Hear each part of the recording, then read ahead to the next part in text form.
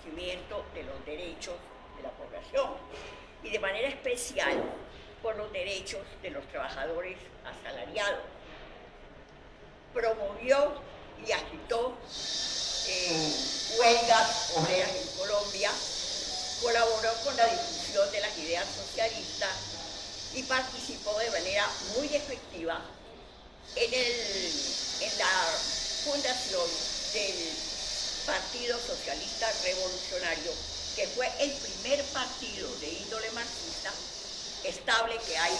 registrado en la historia de Colombia. Nació el 12 de agosto de 1877 en Medellín, frente a la casa natal de nuestro prócer de la independencia, Atanasio Girardot. Por eso era que ella decía que había venido predestinada para el heroísmo. En el seno de una familia de clase media, culta, con ideas liberales radicales, atípica para el momento, para el lugar, libre pensadora, y era la menor de los cuatro hermanos nacidos en el matrimonio de don Rodolfo Cano y de doña Amelia Márquez, que eran primos hermanos. María tuvo la suerte de pertenecer a una familia que veía más allá de sus narices, una familia que era una rareza en el Medellín y en la Colombia de entonces, y por eso fue una mujer que aprendió a pensar por sí misma y llegó a ser lo que era. Casi todos los educadores, los artistas, los escritores de avanzada de la época pertenecían a su familia. Y de manera especial deberíamos recordar a Luis Tejada Cano, su sobrino, que todavía, a pesar de haber muerto tempranamente a la edad de 26 años, es designado como uno de los emblemas del periodismo, de la crónica periodística en Colombia. Don Rodolfo educó a sus hijos en colegios laicos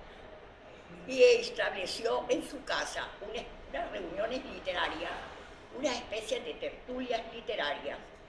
donde las grandes figuras de la época, los grandes filósofos y civilistas como Kempis, como Emerson, como Smiley,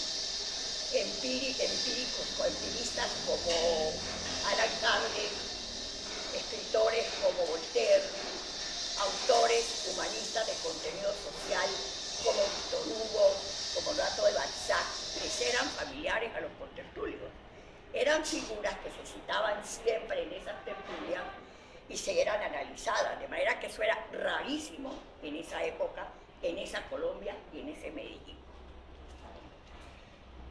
Cuando murieron los padres, María mantuvo esas tertulias con el nombre de Cyrano se llamaba la tertulia, que ese fue el aprendizaje que le permitió pensar por sí misma y formarse primero como poeta y escritora y después como líder social y brillante oradora política. Aparece en el panorama colombiano de los años 20 como una adolescente atraída por la literatura, influenciada por la poesía de la argentina Alfonsina Storni, de las uruguayas Delmira Agustini y Juana de Ibarború, y sobre todo de la chilena Gabriela Mistral. Ya para esa época escribía una poesía apasionada, una poesía nostálgica, que a la luz de la crítica de hoy puede aparecer desvaída, puede aparecer hasta cursi. Pero sí es cierto lo que decía Borges, que el poeta es un contador de historia. La historia de la mujer de ese tiempo no podía ser contada de otra manera. Fue colaboradora y columnista de periódicos como El Correo Liberal de Medellín, que en los primeros meses de 1921 fundó la revista Cyrano, en compañía de algunos de sus contertulios. Una revista que duró 3 años, de 1921 a 1923, y fue la primera revista en Colombia que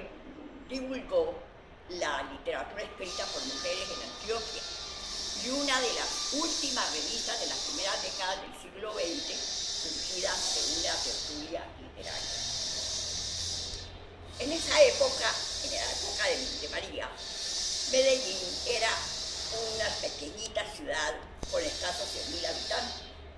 Y es bueno recordar que un año antes de su nacimiento, en 1886, se firmó en Colombia la Constitución Política que rigió los destinos del país desde ese momento hasta 1991, cuando fue derogada y reemplazada por la Constitución que tenemos hoy en día. La Constitución de 1886 se desarrolló en el marco de la llamada regeneración, que era un movimiento que restituyó en Colombia el centralismo, que mermó mucho la libertad de entonces, muchas libertades se fueron restringidas y le abrió paso a la firma del concordato, que tuvo lugar al año siguiente, en 1887, entre el Estado colombiano